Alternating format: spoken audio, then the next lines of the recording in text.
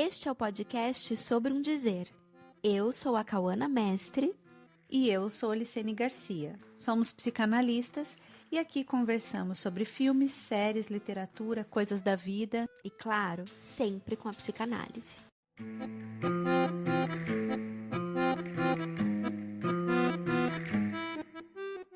Você não encontra o desejo já pré-formado no organismo. Ele não é um instinto, um saber falível inscrito no corpo e que nos conduziria ao bem-estar.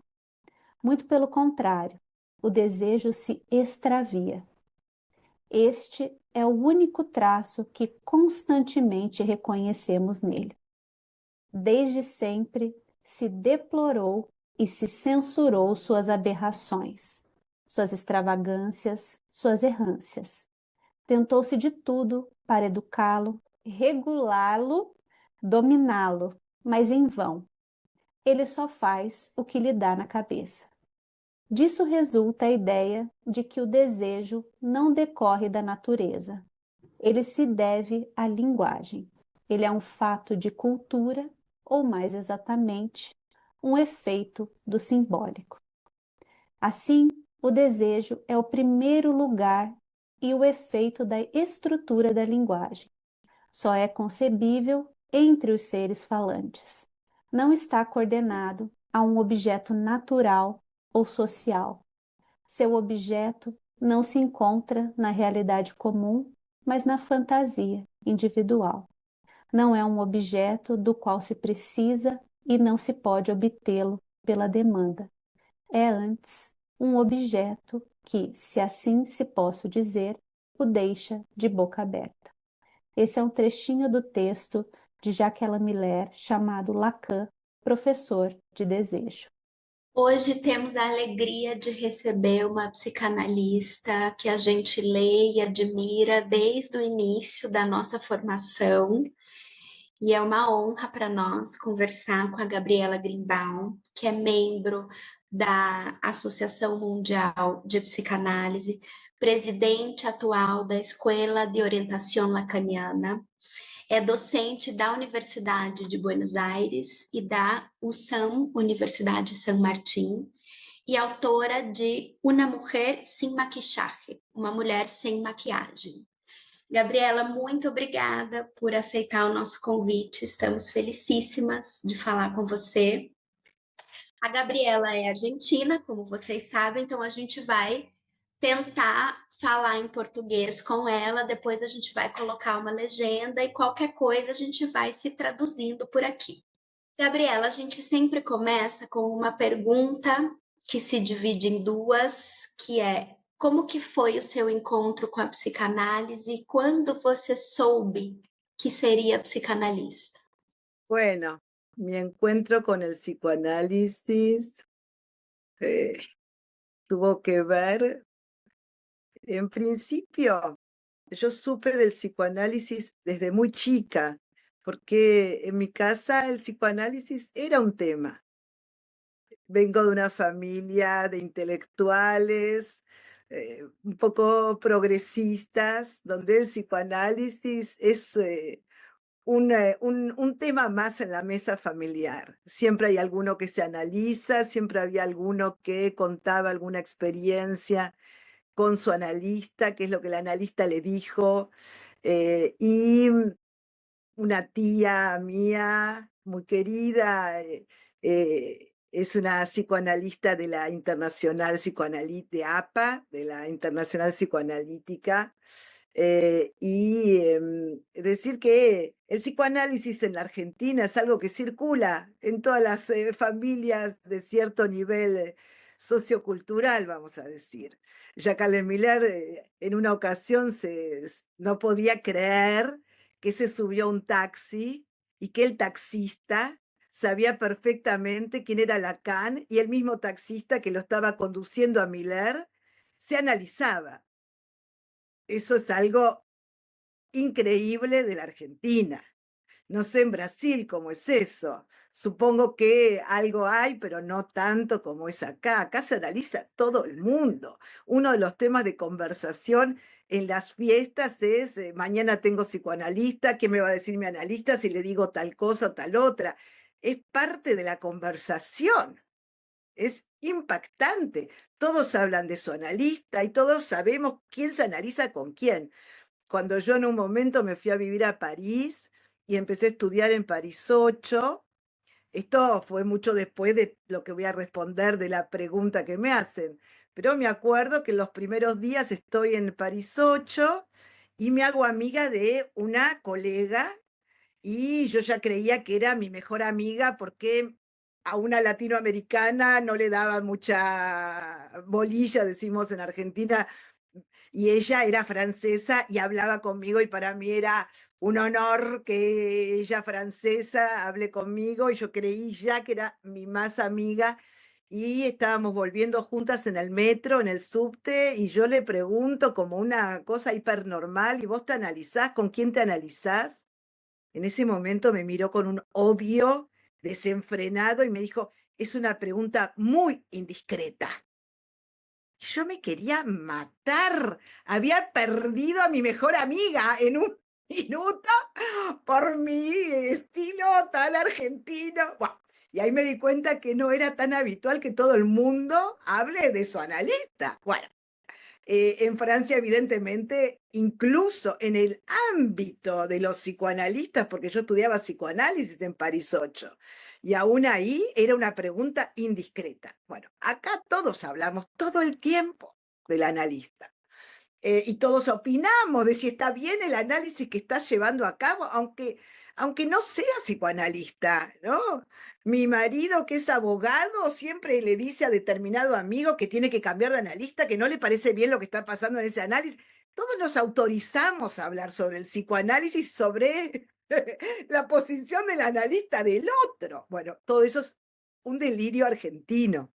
Bien, es decir, que el psicoanálisis no era ajeno a mi vida. De todas maneras, yo quería ser actriz, yo no quería ser psicoanalista. Yo desde muy chiquita quería ser actriz y había estudiado teatro, incluso había terminado la escuela de teatro y había empezado a ser profesora de teatro y realmente era lo que me movía de las narices, hablando del deseo, era un deseo absolutamente temprano, casi diría que fue un deseo desde que nací. No tengo recuerdo anterior al deseo de ser actriz. Y en una ocasión yo estaba haciendo el personaje de Antígona, trabajaba en una obra de teatro y vino mi padre a ver la obra. Mi padre era en ese momento director de teatro y cuando me vino a ver al teatro, me dijo, me preocupa que no te da la voz. Y para mí eso fue atroz, fue un antes y un después de esa frase. Me preocupa que no te da la voz cuando yo estaba esperando a ver qué me decía él, que para mí era la mezcla de Vittorio Gassman y Fellini y Bergman. Para mí él era todo eso y de pronto que él me diga, me preocupa que no te da la voz, yo inmediatamente dije, no le parecí buena actriz.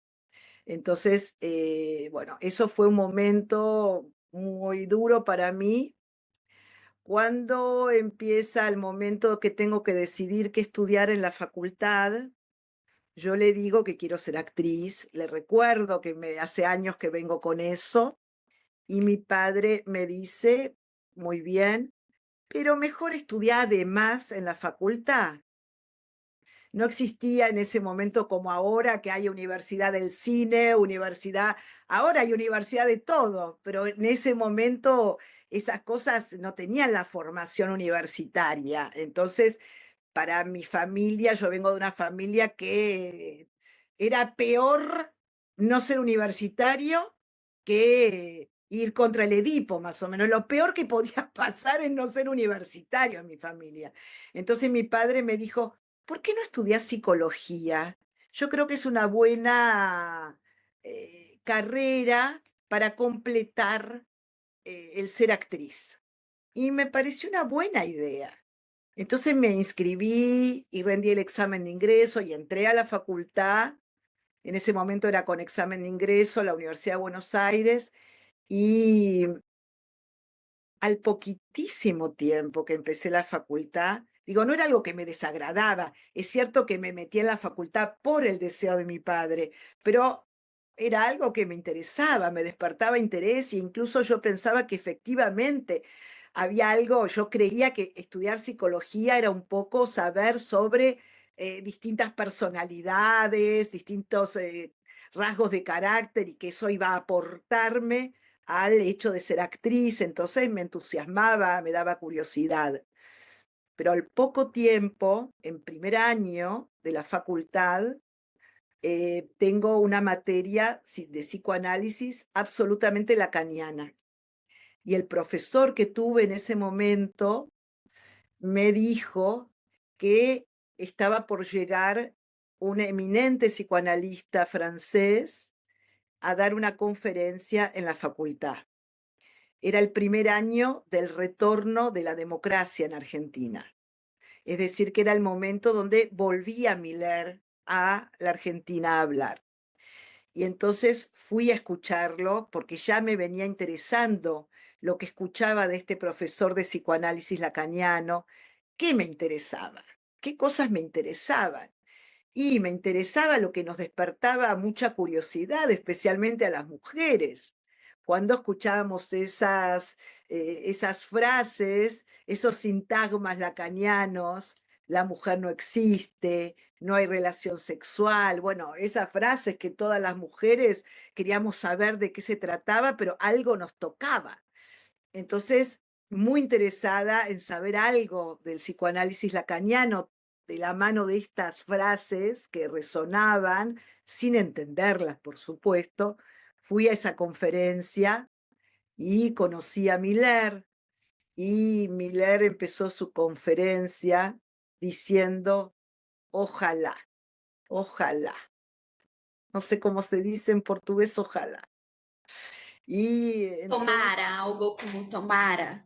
es Y hay algo de la voz de esa conferencia de Miller que me produjo algo de mucha conmoción. Estaba repleta el aula magna de la facultad, no se podía ver, había que hacer esfuerzo para llegar a mirar el escenario, pero algo me sucedió, como decimos los analistas, algo me tocó el cuerpo. Y entonces ahí uno podría decir que fue la primera semilla, algo prendió ahí. Ese fue mi encuentro con el psicoanálisis. Le agradezco a ese primer profesor, Carlos Cova se llamaba. Y después me empecé a interesar y la verdad que en la facultad las materias que me interesaban eran las que enseñaban psicoanálisis y Freud y Lacan, y tenía muy claro que cada vez que escuchaba a otros, a otra literatura psicoanalítica, Melanie Klein, no me producía lo mismo. Y entonces, cuando lo escuché a Miller, la verdad es que tuve la fantasía en ese momento de terminar de estudiar, de concluir la facultad e irme a vivir a París a hacer un estudio de psicoanálisis de posgrado o algo así. Entonces, rápidamente me puse a estudiar francés ahí. Estaba con dos amigas, las tres queríamos más o menos ese plan. Y efectivamente terminé la facultad y me fui a París. Y bueno, también al poco tiempo que empecé la facultad, empecé un análisis. También había pedido que sea un analista lacaniano, pero empecé como a estar muy atenta a las experiencias del análisis. Había tenido una primera experiencia cuando tenía 17 años, porque había pasado por un aborto, y en esa ocasión la entrevista que tuve, yo estaba muy angustiada por esa situación de pasar por una experiencia de aborto ilegal además en ese momento, y me recibió un psicoanalista freudiano que me dejó absolutamente, ¿cómo decir?, sola, en una soledad extrema. Yo llegué, le conté lo que venía de pasar y no me dijo nada, nada. Y yo me quedé muda, raro en mí que soy de hablar mucho, y me quedé absolutamente muda y él no se ocupó de hacerme hablar. Eso fue para mí una enseñanza de lo que un analista no debe hacer con una jovencita en un momento de extrema fragilidad, soledad. Le contaba que nadie sabía más que un par de amigas, que mis padres no sabían. En fin, fue muy extraño ese primer encuentro. Y estuve 45 minutos, de los cuales estuve 40 en silencio. Bueno, eso fue, eso cuento en uno de los testimonios del pase, había hablado de esto, pero fue de alguna manera, años después lo capitalicé como una enseñanza. Y en ese momento, finalmente, cuando hago mi segunda experiencia, es con un analista lacaniano. Eso fue en tiempos, durante toda la facultad estuve en análisis con él, pero terminé y me fui a París, y ahí tuve otra experiencia con otra analista. em, y ¿Y qué puedo decir? Una cosa, está bien como la pregunta que hacen, porque cómo fue mi encuentro con el psicoanálisis no es lo mismo que cómo me decidí a ser psicoanalista. Siempre uno lo mezcla eso, pero no es cierto, no es en ningún momento lo mismo. Y yo creo que la decisión de ser psicoanalista se anuda a lo que Lacan llamó el fundamento neurótico del deseo del analista. El fundamento neurótico del deseo del analista es de alguna manera la materialidad que va en dirección a elegir y decidir ser analista, que todavía no estamos en el umbral de el deseo del analista, pero sí es uno puede decir la previa, es el fundamento neurótico del deseo del analista, que es lo que te lleva a querer ser psicoanalista. Y yo creo que en mí había algo, quizá en algún punto, ese primer encuentro, eso lo pienso ahora, no lo dije en tiempos del pase. Creo que ese primer encuentro tuvo que ver, en algún sentido, yo ahí había dicho, nunca yo haría algo así con un paciente, jamás. Y eso de alguna manera me dio algo de cierto interés por yo. ¿Viste lo que se vive, como dice Freud, lo que se vive pasivamente, el sujeto lo quiere reproducir de manera activa? Bueno, yo fantaseé con recibir a una jovencita y ser otro tipo de analista en ese momento. Es decir, que algo de eso también tuvo que ver con el fundamento neurótico del deseo del analista. Y por supuesto, en mi fundamento neurótico estaba el hacer hablar al otro, el en ser la voz de mi padre, por un lado, y por otro lado, en hacer hablar al otro, que era algo que a mí siempre me movía. Me gusta hacer hablar al otro, me gusta hacer hablar a los amigos en una comida, en una reunión, tengo un gusto por eso, pero que durante muchos años, cuando empecé a practicar el psicoanálisis, eso era una imposición para mí. No era del orden de lo contingente, sino que era del orden de lo necesario. Así que siempre era necesario hacer hablar, pase lo que pase. Y eso en algún sentido también empañaba un poco lo que uno podría encontrar para mí tiempo después del valor y de la importancia en una cura del silencio del analista. Entonces no había mucho lugar al silencio. Yo no soportaba el silencio. Entonces eso me hacía que necesariamente tenía que hacer hablar, pero era un problema. A mí era el fantasma de lo insoportable del silencio del padre. Era lo insoportable de eso mortífero que a mí me presentificaba lo que era ese silencio. Pero quizá ahí confundía lo que era mi queja de ese primer analista callado, mudo, que no es lo mismo que el silencio del analista.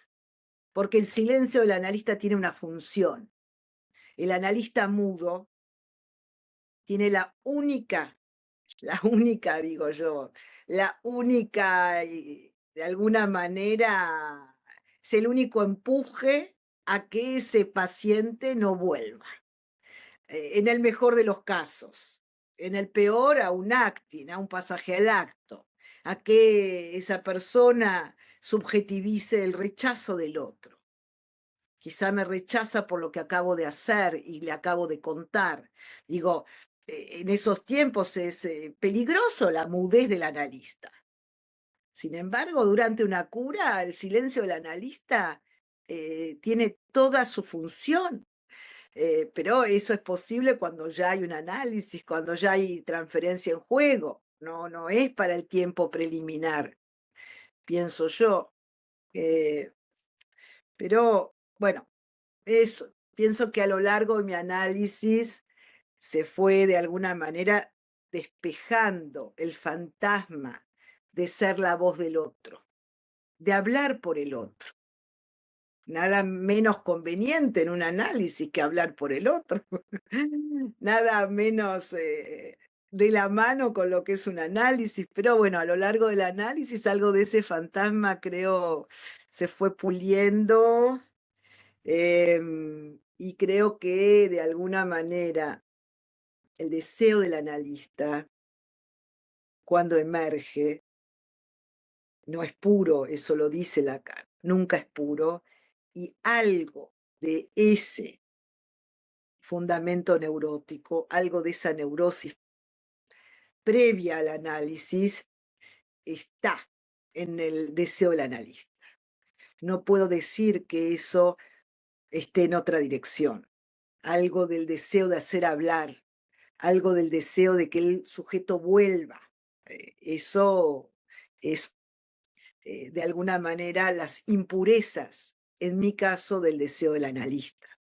Sin embargo, pienso que el otro día estábamos en una reunión con colegas organizando las próximas jornadas del pase que vamos a hacer en Buenos Aires, unas jornadas del pase, eso es algo inaugural para la ROL, hacer eso se viene haciendo desde hace 3 años en la SF, en la Escuela de la Causa Freudiana en París, y por primera vez vamos a organizar en la EOL unas jornadas del pase. Y estábamos reunidas preparando esa jornada y hablando de cómo pensarlas, qué tema poner. Ahí me di cuenta de algo, azarosamente me di cuenta que si yo pudiese decir qué índice tuve yo de la emergencia de mi deseo del analista, tuvo que ver con no angustiarme cuando el silencio en una consulta con un paciente estaba, cuando eso era parte de ese encuentro, cuando el silencio era algo más, ¿no? En ese encuentro con ese analizante.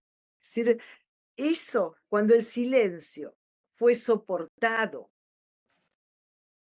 para mí fue el índice de alguna manera de la emergencia en mí del deseo del analista. Eso es algo que pienso hoy, que no lo dije en el pase y no lo había pensado así, pero como que se me esclareció algo de eso. Pensando un poco también en el encuentro que íbamos a tener con ustedes. Y pensaba también en en la cita que traías al comienzo, eh, muy, muy preciosa. Y hace poco, en una jornada de la EOL de Córdoba, eh, le escuché a Mauricio Terrab una frase que me pareció espectacular, que es una frase en realidad de Miller del curso Causa y Consentimiento, pero que me aclaró algo que yo no tenía así de claro. De hecho, esto también tiene que ver con una de las frases que me habían fascinado cuando yo estudiaba en la facultad y que me había encantado.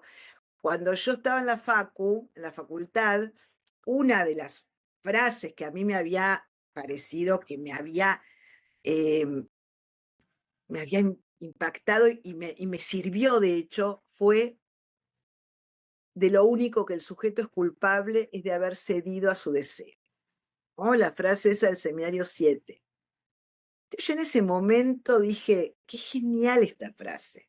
Además me venía bien porque me sentí que uno estaba más habilitado a actuar de la mano del deseo. Y medio que eso a uno en ese momento a mí por lo menos me llevaba a cualquier cosa, medio que a cualquier acting también, porque yo había escuchado esa frase como, si ese es tu deseo, dale, vamos por ahí. Eh, y Mauricio Terrab dijo esta frase de causa y consentimiento: si el deseo tiene ausente la causa, los efectos bailan. Es decir, ok, la clínica del psicoanálisis es la clínica del deseo. Sí, estamos de acuerdo. Y más en nuestros tiempos, donde el deseo hay que atraparlo porque se escabulle, porque el deseo hoy más que nunca está taponado porque el goce es lo que uno ve en la práctica. Uno se encuentra con sujetos que no hacen más que gozar o de quejarse porque no gozan lo suficiente.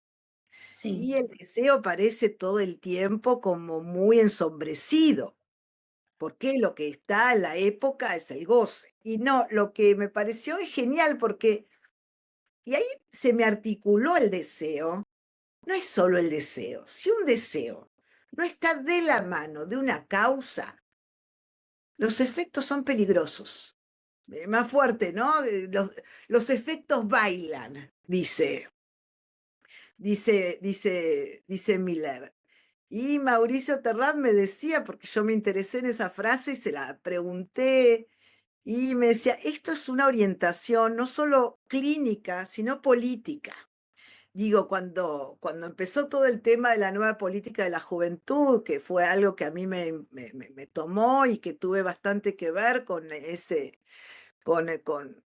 con ese ayornamiento de la MP, digo, me siento parte de lo que fue la nueva política de la juventud.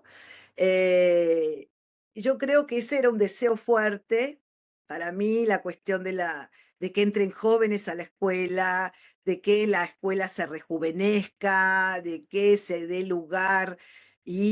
Pero, ¿cuál era la causa? No es simplemente, bueno, que haya jóvenes. Si no estaba la causa de la mano del futuro del psicoanálisis, era un capricho de juventud. Creo que cuando un deseo no está de la mano de una causa, es complicado. Y creo que eso para los psicoanalistas es muy importante, porque también, viste, cuando viene un paciente y tiene el deseo de esto, el deseo del otro, y está un poco el prejuicio de que un analista tiene que empujar a hacer actuar el deseo. No, tenemos que asegurarnos de que ese deseo que enuncia ese analizante esté de la mano de una causa. Si no, puede ser un riesgo.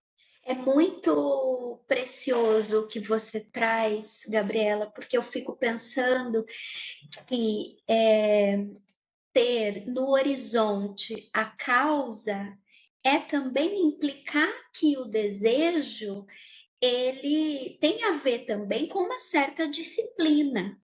Quer Es- dizer, não basta desejar e desejar e desejar. É com a causa do desejo a gente trabalha muito, né? Exacto, exactamente, porque el deseo es interesante porque cuando uno va a buscar un diccionario, un sinónimo del deseo, no hay. Hay palabras que uno puede sustituirlas por otras. El deseo no tiene sinónimo. No es lo mismo que las ganas. Las ganas no tienen disciplina. Pueden no tener disciplina. El anhelo, el anhelo, quiero tal cosa, alguna vez me gustaría. El deseo no tiene otro nombre que el deseo. Y me parece que cuando Lacan, bueno, en la frase que traías, es cierto, digamos, el psicoanálisis, Freud inventa a partir de descubrir, ¿no?, que los síntomas escondían un deseo, que es decir, que es el concepto más nodal para nosotros. El síntoma va de la mano de un deseo, como decía Freud, inconciliable, no reconocido. Las, los estudios sobre la histeria hablan de eso. Hay un deseo que cayó bajo la barrera de la represión. El sujeto no tiene idea de cuál es ese deseo, pero es un deseo imposible de soportar. Y entonces lo reprime. Elizabeth Bonarre tenía un deseo verdaderamente inconciliable. Elizabeth Bonarre deseaba al cuñado, un espanto, pero no solo deseaba al cuñado, deseaba que la hermana muera para quedarse con el cuñado, con lo cual era un espanto. Entonces, mucho mejor, mucho más soportable el dolor en la pierna, la parálisis en la pierna, que soportar ese deseo. ¿Mm?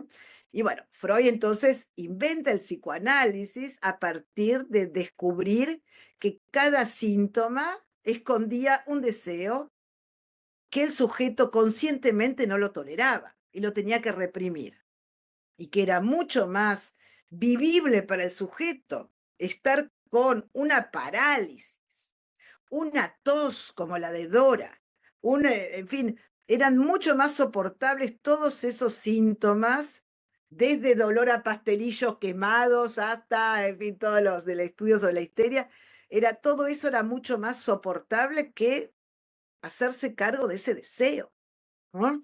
Entonces, esos deseos que caen bajo la represión, y que el psicoanálisis, de lo que se trataba en ese momento de los primeros pasos de Freud, era de ir a encontrar qué era, cuál era ese deseo que el sujeto no tolera y que en su lugar dio lugar al síntoma. Lacan encuentra el deseo del orden del aparato del lenguaje, efectivamente, como decían al comienzo. Para Lacan da otra vuelta respecto al deseo. Viste que Lacan explica bastante sencillamente cómo surge el deseo, ¿no? Porque dice el primer grito, el primer momento mítico, el bebé llora y la mamá, el otro, eventualmente la madre, va a resignificar y va a decir: llora porque tiene hambre, llora porque le duele la panza, llora porque quiere upa, llora porque... Es decir, que la madre va a hacer, va a significantizar ese grito del bebé, ¿no?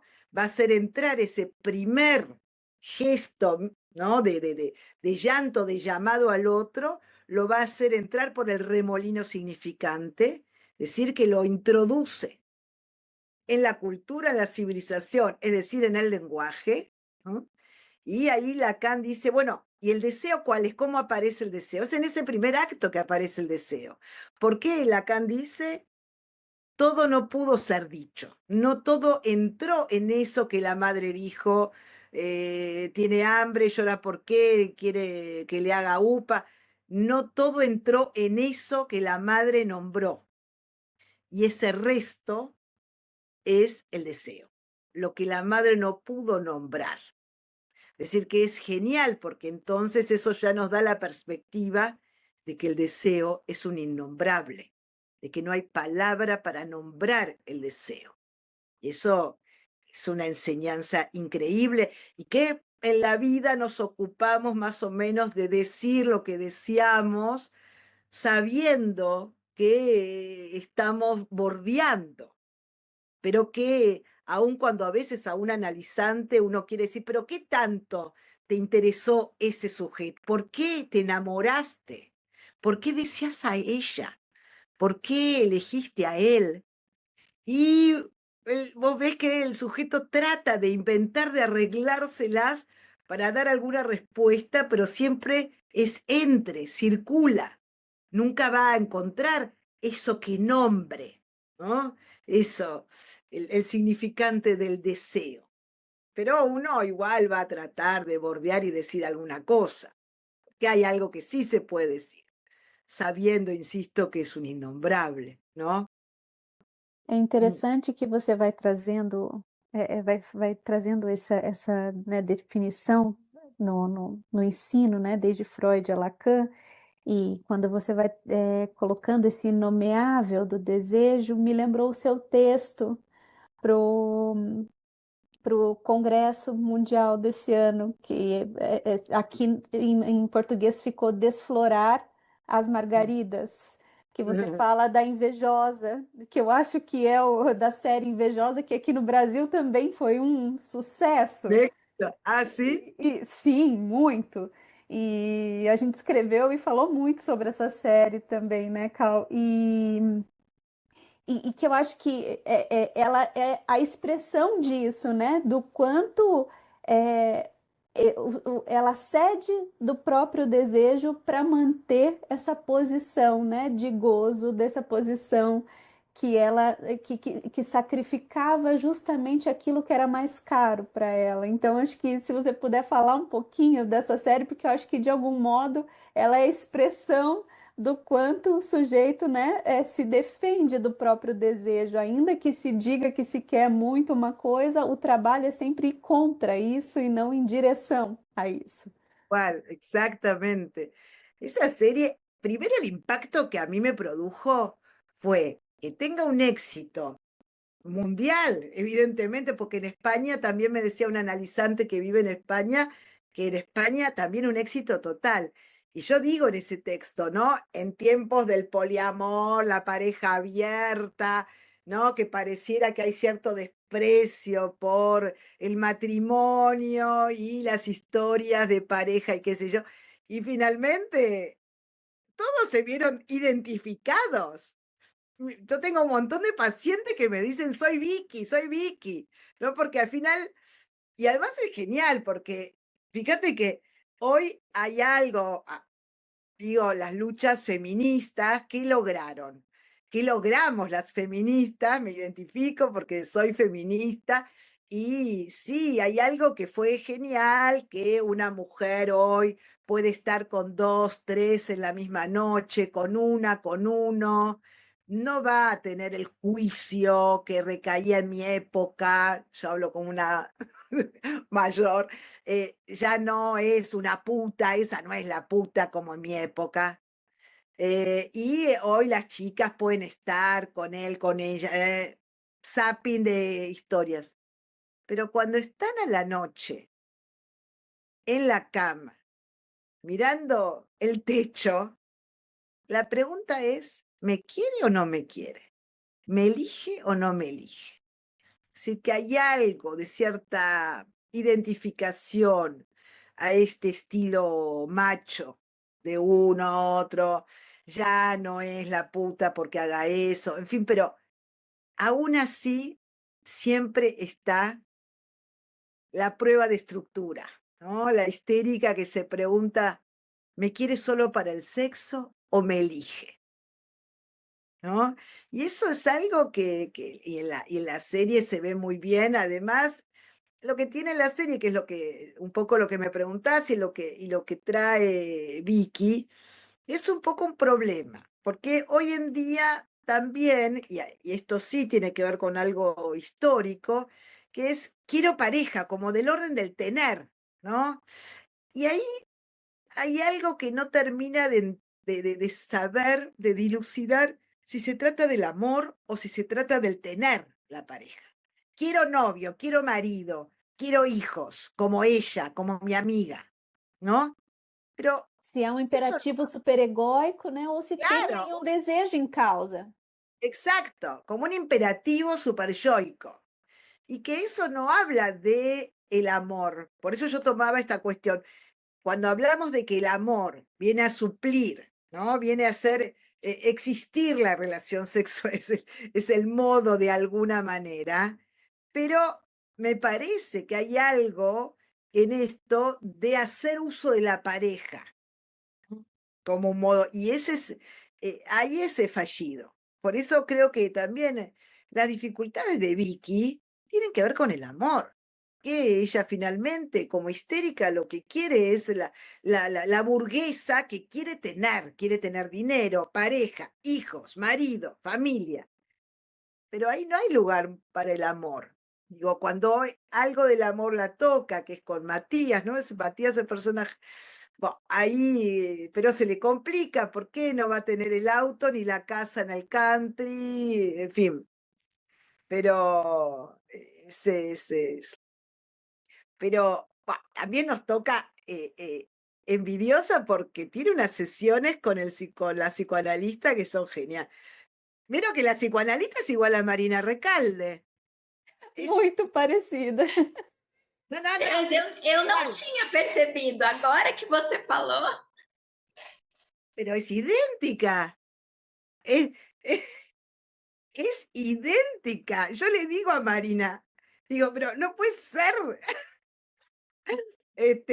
Y además que genial ella como, digo, Marina es genial como analista, pero la que hace Fernanda, ¿no? El personaje de Fernanda es maravilloso. Y muchos quieren a ella como psicoanalista. Ella es espectacular. Va a haber otra temporada, de Envidiosa. A ver, todavía no terminó. Bien. Nós estamos animadas para ver a próxima temporada. Gabriela, eu queria aproveitar para dizer algo. Você, no início, falou dessa sua primeira experiência com um analista que era mudo, e que não te provoca a falar, né?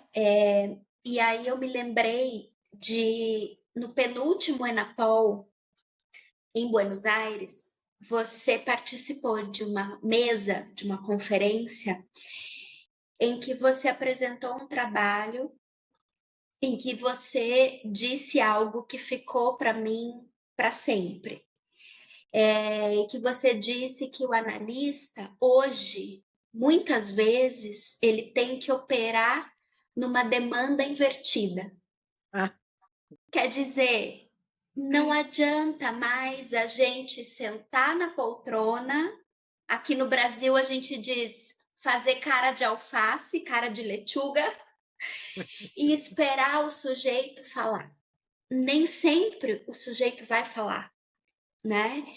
E que uma análise, né? Você diz nessa conferência que um analista, o desejo do analista é o desejo de que uma análise se dê. E que hoje a gente precisa inventar, precisa fazer algumas coisas, né? Algumas invenções para que as análises aconteçam. Eu queria, se você pudesse falar um pouquinho disso, de como, dentro da ética da psicanálise, claro, o analista hoje precisa reinventar sua posição.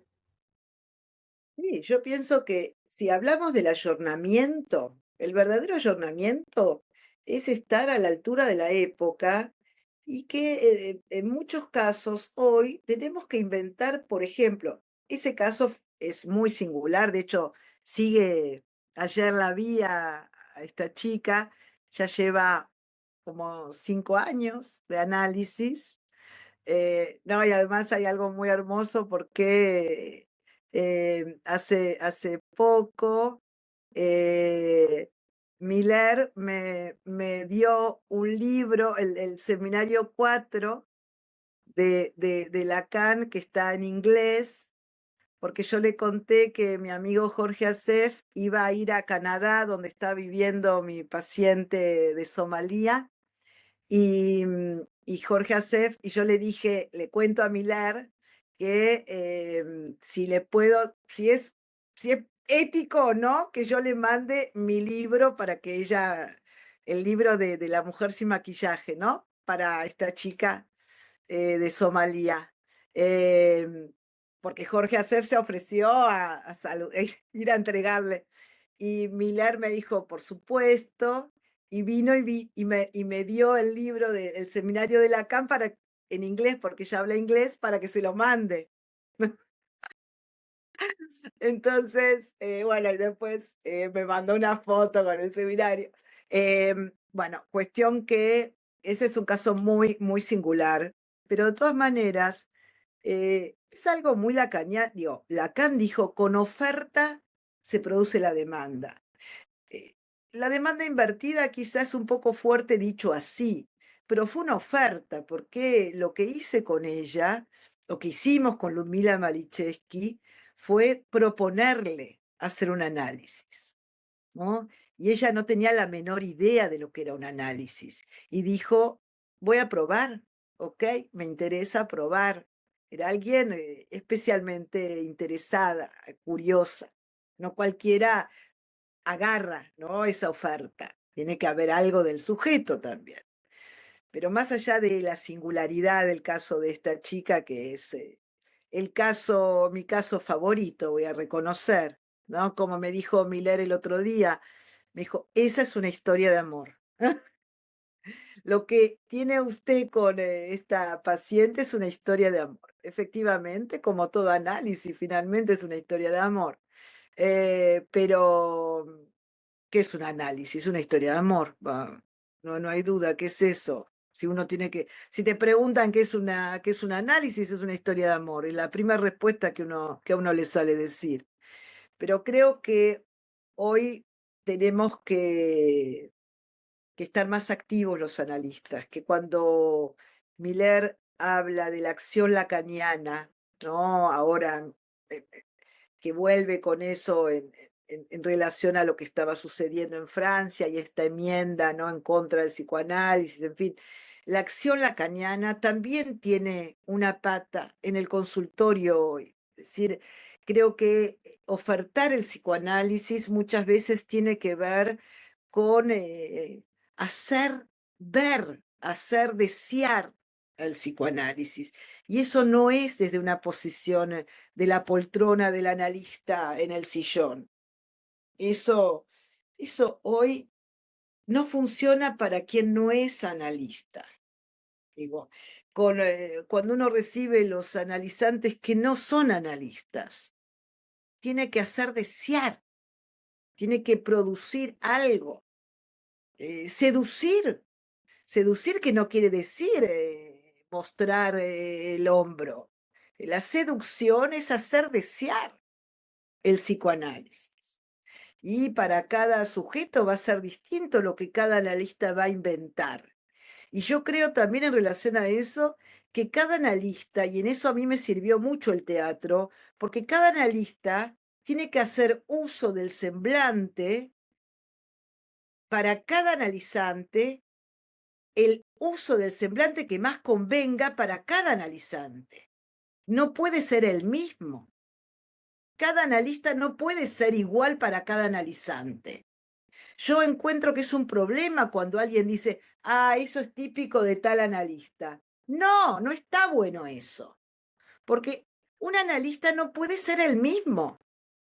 Así como digo, una mujer son muchas mujeres, un analista es muchos analistas, porque hay algo del analista que tiene que hacer uso cada vez diferente para cada analizante, incluso para cada sesión con ese analizante, porque no es la misma el semblante que yo tuve al comienzo con esta chica de Somalia que el que tengo hoy con ella, donde hoy quizá puedo ser un poco más la analista en la poltrona.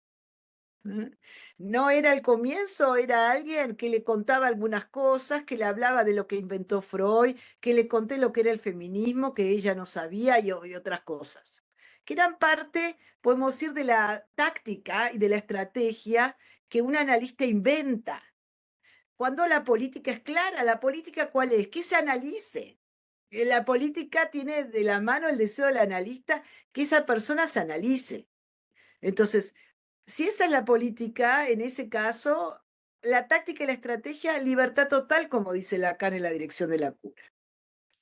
Bueno, muy bien. Foi uma alegria conversar com você, Alegria. Gabi. Nossa, aprendemos muito com você e além de ser muito divertido e prazeroso te escutar. Obrigada por aceitar conversar com a gente. Bueno, gracias a ustedes, ¿eh? Bueno, espero que... Escutar você me emociona, Gabriela. Muito. Sempre. Muito obrigada. Gracias. Chao. Um grande Tchau. abraço, tchau.